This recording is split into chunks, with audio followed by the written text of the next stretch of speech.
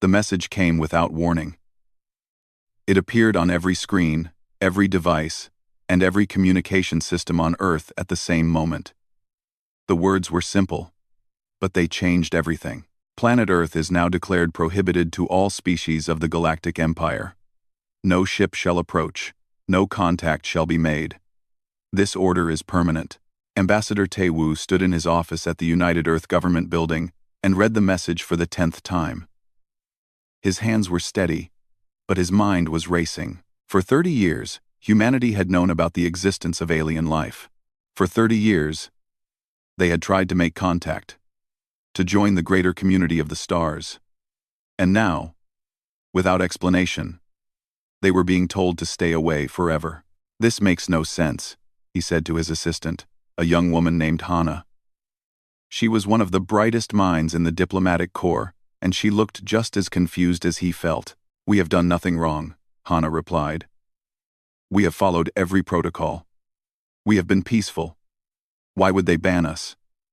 Tae-woo walked to the window and looked up at the sky. Somewhere out there, thousands of alien civilizations existed. They traded with each other, visited each other's worlds, and shared knowledge freely. But Earth was now cut off from all of it. "I am going to the Galactic Council Station," Tae-woo announced. "I will demand answers." The journey to the nearest council station took 3 weeks.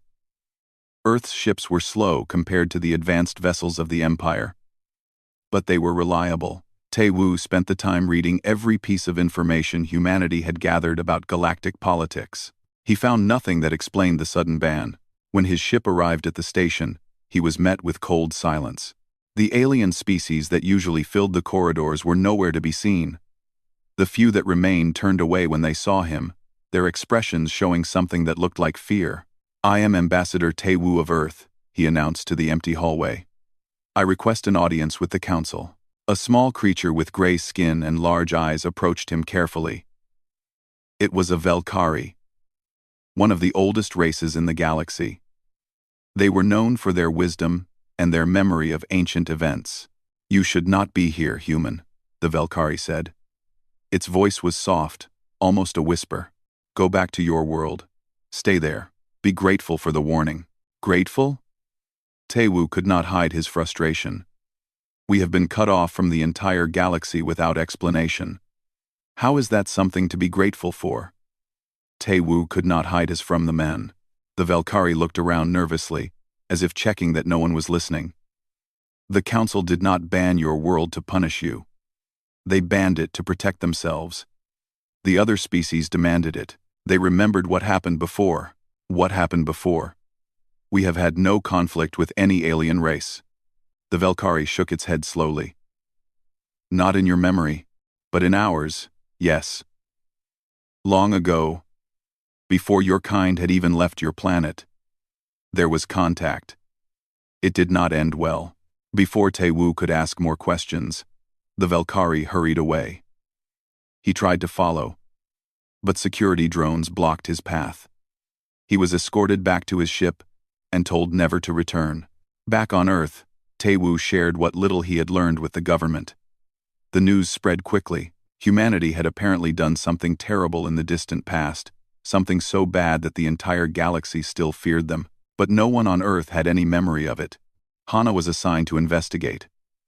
She was young, but she was also determined and clever. If answers existed, she would find them. She began by searching through every archive, every database, and every piece of alien communication that humanity had collected. Most of it was useless. Trade records, cultural exchanges, and scientific papers. Nothing about Earth's past. Then she found something strange. A single file, buried deep in a forgotten server. It was written in an ancient alien language that had taken months to translate. The title was simple: The Earth Incident. Hana read the file 3 times before she believed what it said. 300 years ago, a fleet of alien ships had come to Earth. They belonged to a species called the Torvani, conquerors who had taken over dozens of worlds. They expected Earth to fall easily. The humans were primitive, with no space travel and no advanced weapons. The invasion lasted 6 hours. The file did not explain how the humans won, It only said that of the 2,000 ships that entered Earth's atmosphere, none returned. The Torvani sent a second fleet, larger than the first. It disappeared as well. When scouts were sent to investigate, they found human ships chasing the survivors across the stars. Not defending, chasing. The humans had not been satisfied with protecting their world. They had pursued the Torvani to their home system. What happened there was not recorded, but the Torvani Empire, which had existed for 10,000 years, collapsed within a single generation. Hana sat back in her chair and tried to understand what she had read. Her ancestors had defeated an entire galactic power. They had chased their enemies across the universe and destroyed them completely. And then, somehow, they had forgotten all of it. She called Tae-woo immediately. "I found it," she said. "I know why they fear us. Tell me, we are not being punished for something we did. We are being avoided because of what we might do. The galaxy saw what humans are capable of when we are attacked. They do not want to give us a reason to leave our world again." Tae-woo was silent for a long moment. "Then the ban is not a cage?" "No," Hana agreed. "It is a warning. To everyone else. Stay away from Earth, or face the consequences." Outside, the sun was setting over the city. People went about their lives, unaware of the truth that had just been uncovered. Humanity had once been the most feared species in the galaxy, and somewhere in their blood, that power still waited. The Earth had received a warning. But it was not for them. It was for everyone else. Commander Hyun-ki had served in the Earth Defense Force for 20 years. He had seen many strange things in space, but nothing had prepared him for the mission he was about to lead. "The Council will not speak to us," the general told him during the briefing. "Our ambassadors are ignored. Our messages go unanswered. We need to find the truth ourselves." Hyun-ki studied the mission details carefully. His team would travel to the outer regions of the galaxy, far from Council control. There were places there where old records were kept, archives that predated the current galactic government. If evidence of humanity's forgotten past existed anywhere, it would be in those places. "Take only volunteers," the general added. "This mission is dangerous. If the Council discovers what you are doing, they will not be kind." Hyun-ki assembled his team within a week, 12 soldiers, all experienced and loyal. They knew the risks, and they accepted them without complaint. The ship they used was small and fast, designed to avoid detection. It had no official name, just a number. The crew called it the Ghost. The journey took them far from known space. They passed through regions where no human had traveled before. The stars were different here, older and more tired. Many of the civilizations that had once thrived in this area were now gone, their worlds silent and empty. Their first stop was a planet called Corvin 3. It had once been a center of learning, home to the greatest library in the galaxy.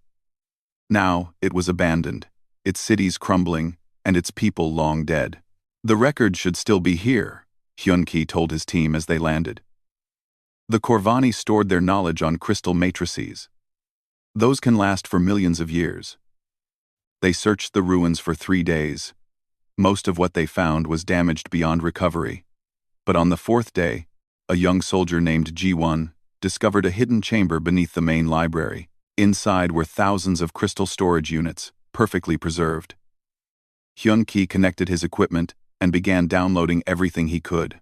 Most of the records were about trade routes and scientific discoveries, but buried among them was a collection labeled Forbidden Histories.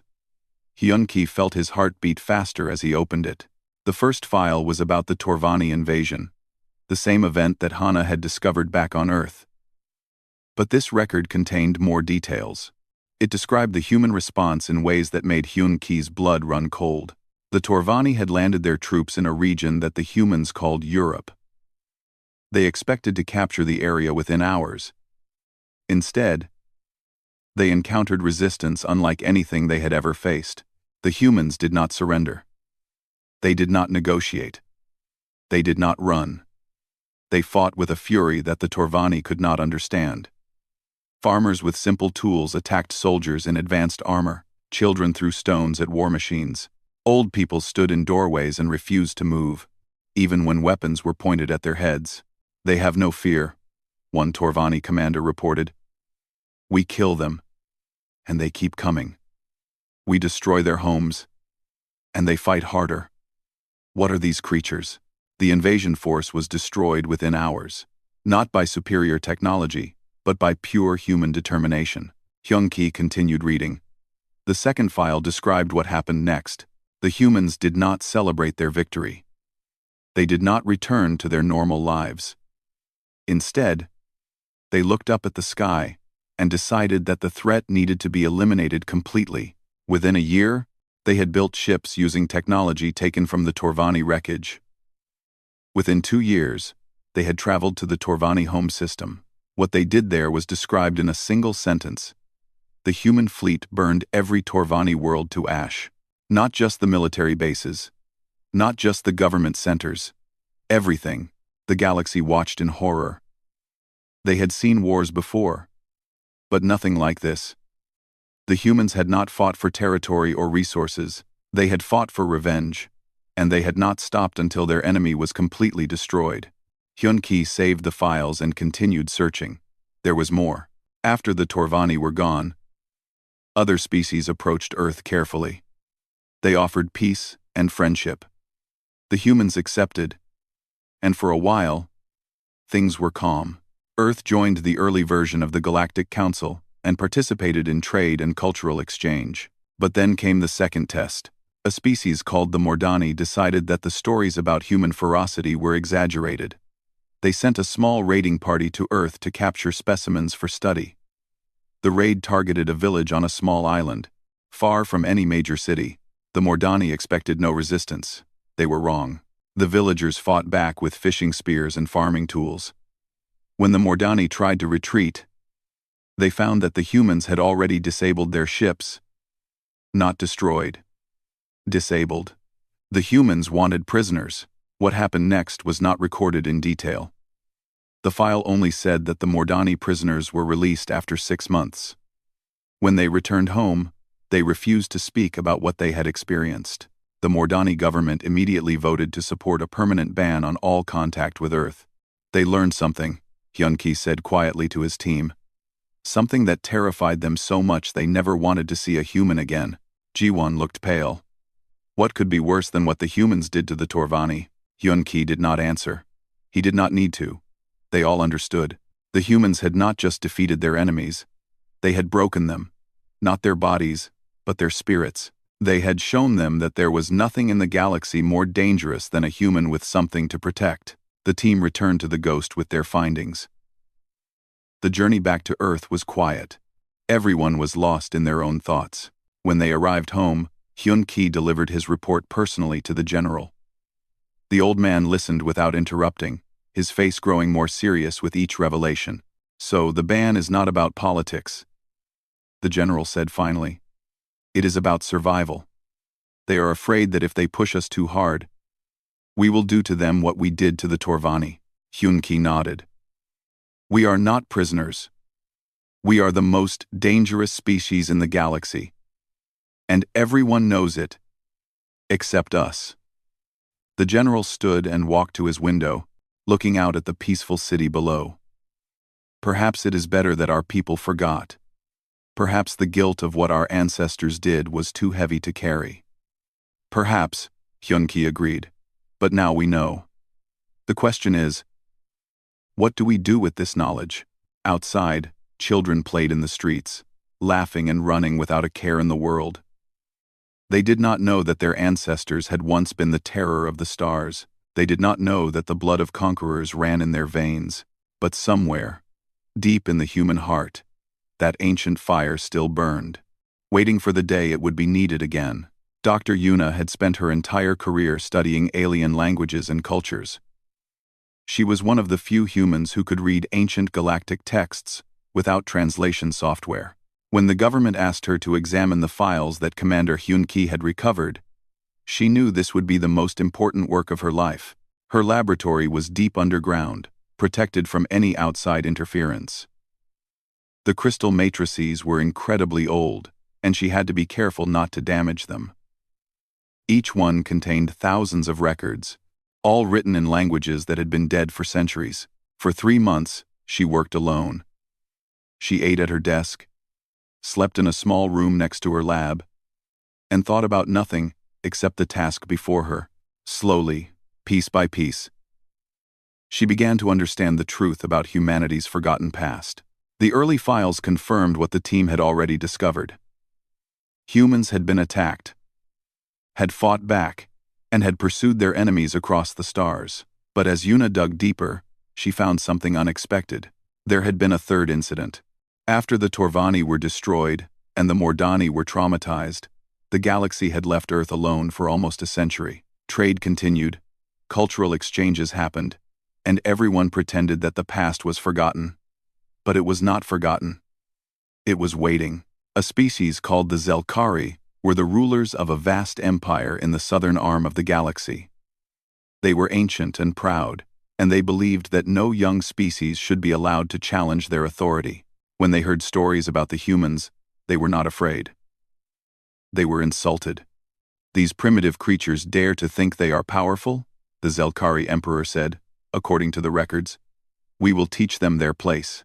The Zelkari did not attack Earth directly. They were too clever for that. Instead, they attacked human colonies that had been established on distant worlds, small settlements, far from Earth's protection. Easy targets. Or so they thought. The first colony they attacked was on a moon called Haven. It was home to 3,000 humans, mostly farmers and miners. The Zelkari sent a battle fleet of 50 ships, expecting to crush the settlement in minutes. The attack began at dawn. The Zelkari landed their troops and marched toward the main settlement. They were met by a small group of humans, armed with mining tools and old weapons. Surrender, the Zelkari commander ordered. You cannot win. The humans did not respond. They simply attacked. Yuna read the battle report with growing amazement. The colonists were outnumbered 10-1.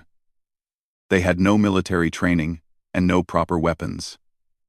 But they fought as if they had nothing to lose. The Zelkari were forced to retreat 3 times.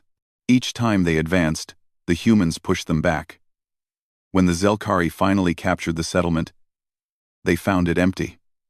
The colonists had escaped through tunnels they had dug in secret. For the next 6 months, the humans waged a guerrilla war against the occupiers.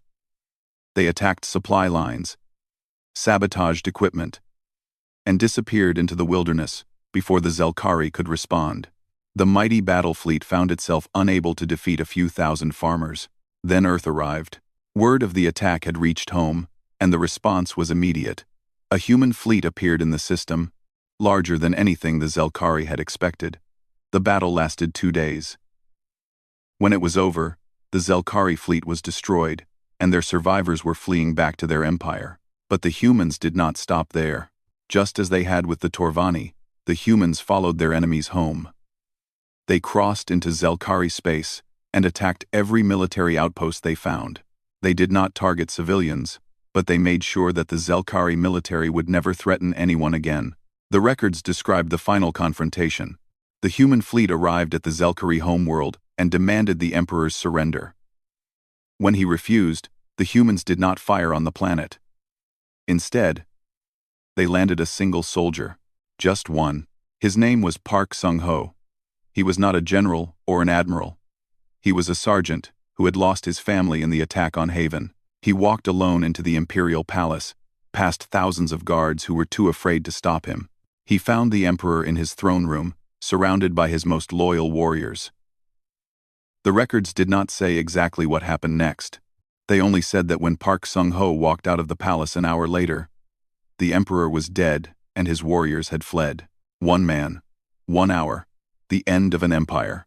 Yuna put down the crystal and sat in silence for a long time. She had known that humans were capable of great things, but this was beyond anything she had imagined. A single soldier had defeated an entire government through nothing but determination and willpower.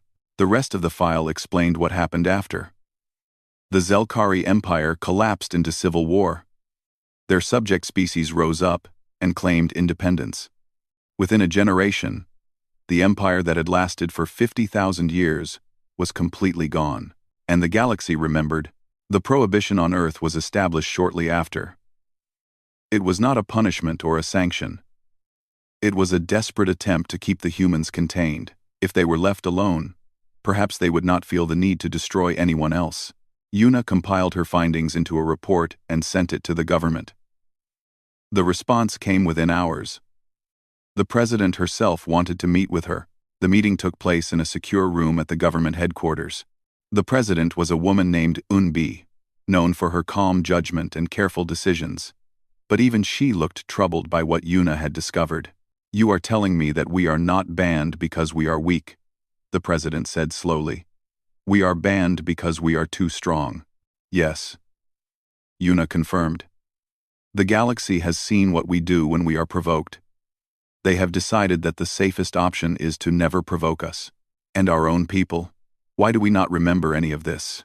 Yuna had thought about this question for a long time. "I believe we chose to forget. The guilt of what our ancestors did was too heavy. They wanted their children to grow up innocent, unburdened by the past. So they buried the truth and started fresh." The president nodded slowly.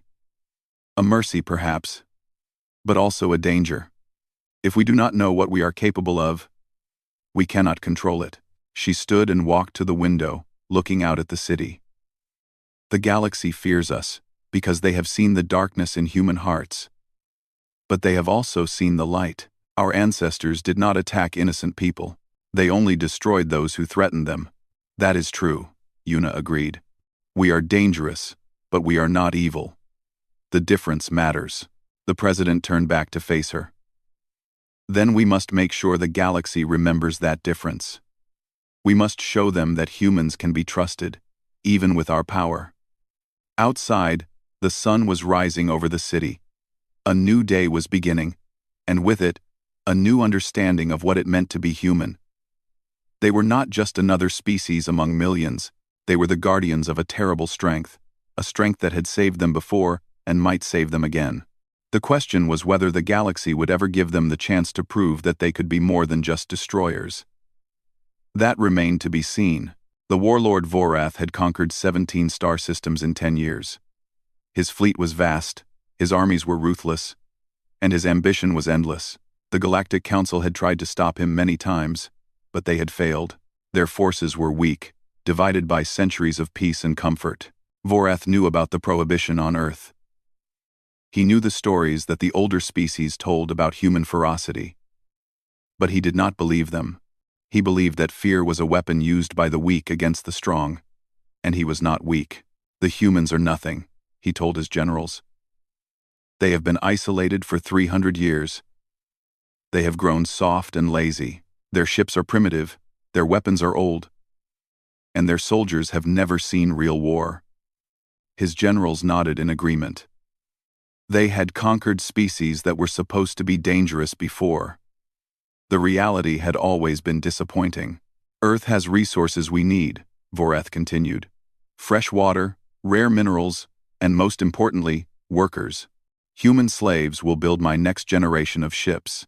The decision was made. Vorath gathered his largest fleet, 5,000 warships and 2 million soldiers, and set course for the Forbidden Planet. On Earth, the warning came from an unexpected source. A Velkari merchant ship entered the solar system and broadcast an emergency message. "The warlord is coming. Vorath has ignored the prohibition. His fleet will arrive in 3 days." Captain Dongwu received the message at the Earth Defense Command. He was a veteran officer, trained to handle any threat, but he had never faced anything like this. 5,000 ships, 2 million soldiers. It was an overwhelming force. "Sound the alarm," he ordered. "Activate all defense protocols. Contact Admiral Mira immediately." Admiral Mira was the highest-ranking officer in the Earth Defense Force. She was small and quiet, but her mind was sharper than any weapon. When she arrived at the command center, she studied the intelligence reports with a calm expression. "They expect us to be weak," she observed. "They expect us to surrender or flee. Our fleet is only 200 ships," Dongwu pointed out. "We cannot match their numbers." Mira smiled slightly. "Numbers are not everything. Our ancestors faced worse odds and still won." Do you know why? Because they were brave? Because they did not fight fair. Mira turned to face the command staff. We will not meet Vorath's fleet in open battle. We will make him come to us. We will use the environment, our knowledge of the solar system, and the one weapon that no alien has ever been able to defeat. What weapon is that? Human determination. Over the next 3 days, Earth prepared for war. The population was not evacuated. Instead, volunteers flooded the recruitment centers, eager to defend their home. Old weapons were pulled from museums and made functional again. Every ship capable of flight was armed and crewed. Mira positioned her fleet in the asteroid belt, hidden among the rocks and debris. She set traps throughout the outer solar system, mines that would damage any ship that entered carelessly. And she broadcast a message to Vorath's fleet. You have been warned. This planet is prohibited for a reason. Turn back now, and you will be allowed to leave in peace. Continue forward, and you will face the consequences. Vorath laughed when he received the message. He ordered his fleet to advance at full speed. The first wave of his ships hit the mines near Jupiter. 300 vessels were damaged or destroyed before they even realized what was happening. Vorath was annoyed, but not concerned. He still had thousands of ships remaining. Push through, he commanded. Destroy anything in our path. The fleet continued toward Earth. When they reached the asteroid belt, they found it empty. No human ships were visible. Vorath smiled, thinking that the humans had fled in fear. Then the rocks began to move. Human ships had been hiding among the asteroids, their engines cold and their systems powered down. Now they came alive, emerging from every direction at once. They attacked with a speed and ferocity that caught Vorath completely off guard. The battle in the asteroid belt lasted for 6 hours. Human pilots used the rocks as cover, darting between them and striking at enemy ships before disappearing again. Larger alien vessels found themselves unable to maneuver in the crowded space. They crashed into asteroids, collided with each other, and were picked apart by smaller human fighters. When the smoke cleared, Vorath had lost half his fleet. He was furious, but he was also too proud to retreat. He pushed forward with his remaining ships, determined to reach Earth and claim his victory. As his fleet approached the planet, they were met by a sight that stopped them cold. Earth's defense satellites had activated, forming a web of energy around the entire world, and standing in front of them was the main human fleet, finally revealing itself. 200 ships faced 2,000. The odds were still terrible.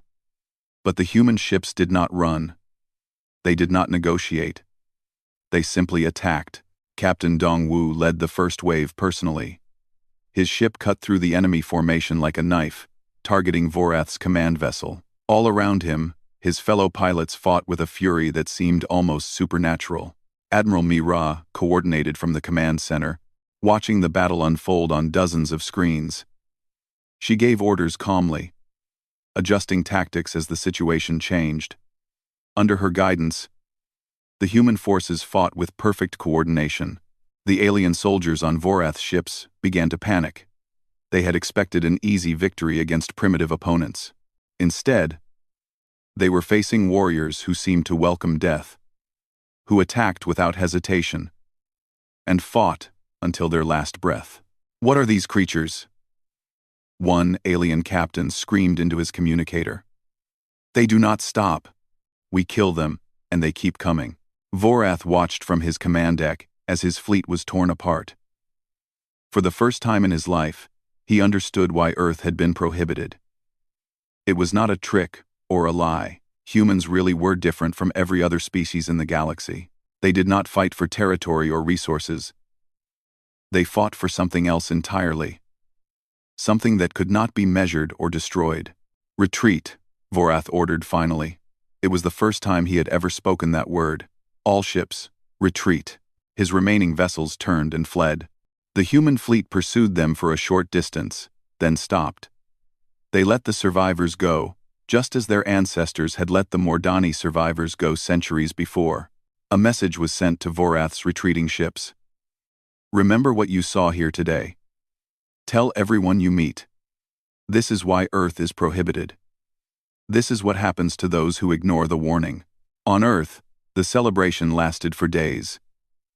The people had defended their home against impossible odds.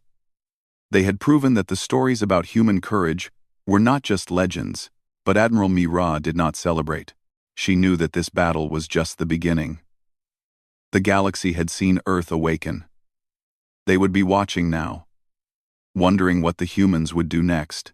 The answer would shape the future of the entire universe. The news of Vorath's defeat spread across the galaxy within days. Every species, from the oldest empires to the youngest colonies, heard about what had happened at Earth. The humans had faced a force 25 times larger than their own, and had sent them running in terror. The Galactic Council called an emergency session. Representatives from thousands of worlds gathered to discuss what this meant for the future. The chamber was filled with worried voices and frightened faces.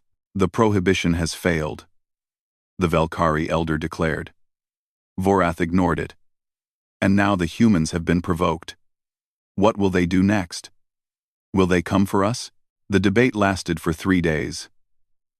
Some species wanted to attack Earth before the humans could strike first. Others wanted to abandon their worlds and flee to distant galaxies. Fear had taken hold of the council, and rational thinking was becoming rare. Finally, an old diplomat named Torvin stood to speak. He was a Zelkari, one of the few remaining members of the fallen empire. His voice was quiet, but everyone listened. "I have studied human history more than anyone alive," he said. "My ancestors made the mistake of attacking them, and we paid the price. But I have also seen something that most of you have missed." He paused and looked around the chamber. The humans could have chased Vorath back to his empire. They could have burned his worlds as they burned ours centuries ago. But they did not. They let him go. The chamber fell silent.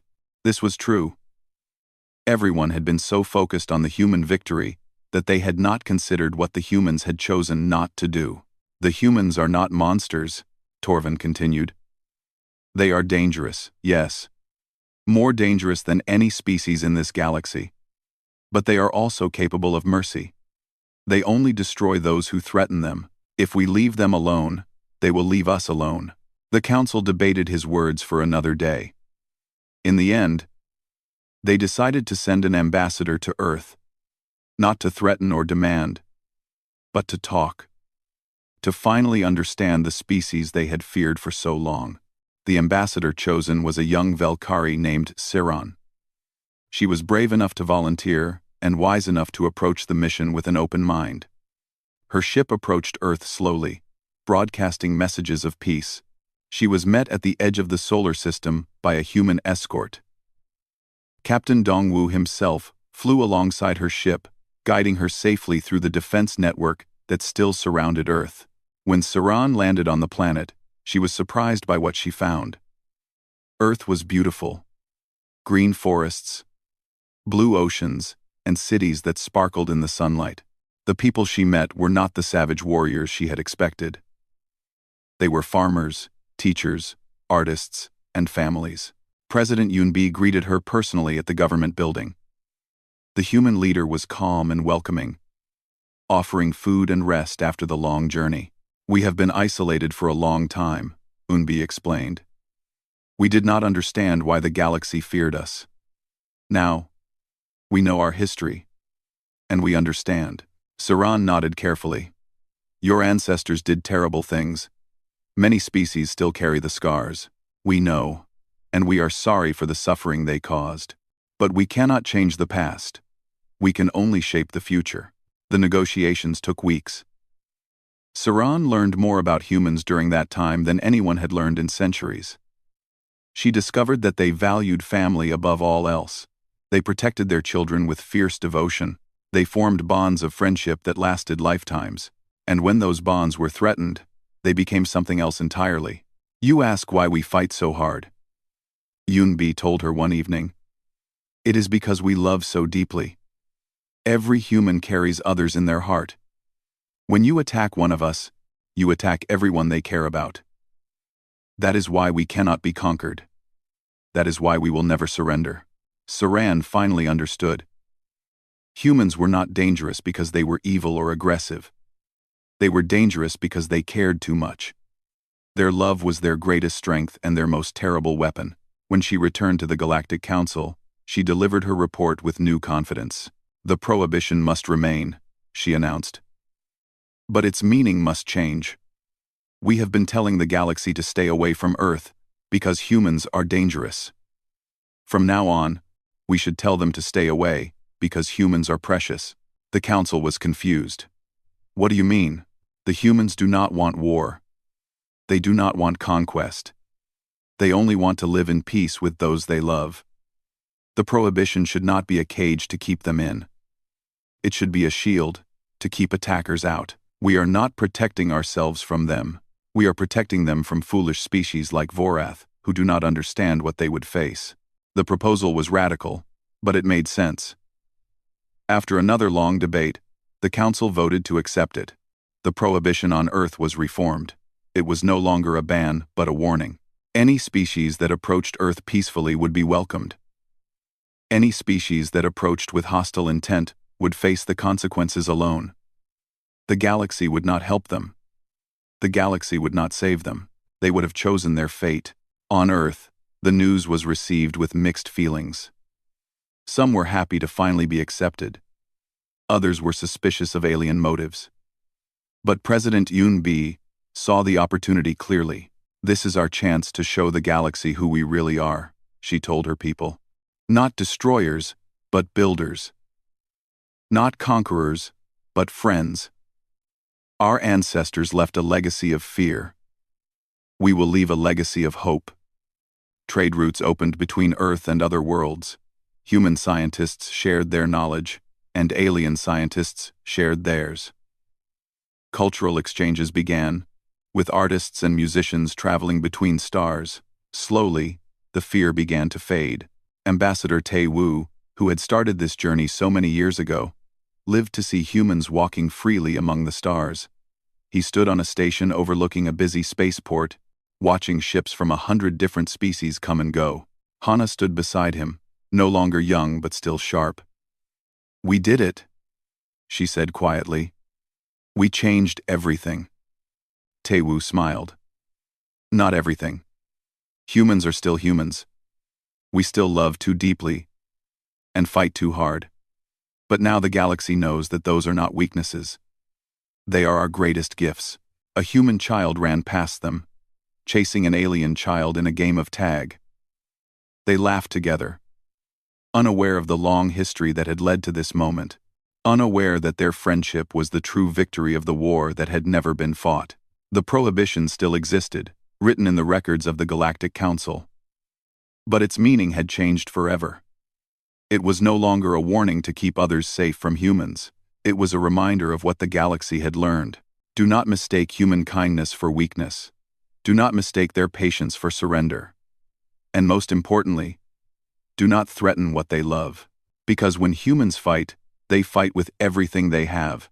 And nothing in the universe can stand against that. Earth was no longer the forbidden world. It was the protected world. And the protection was not for the galaxy. It was humanity's final mercy to everyone else.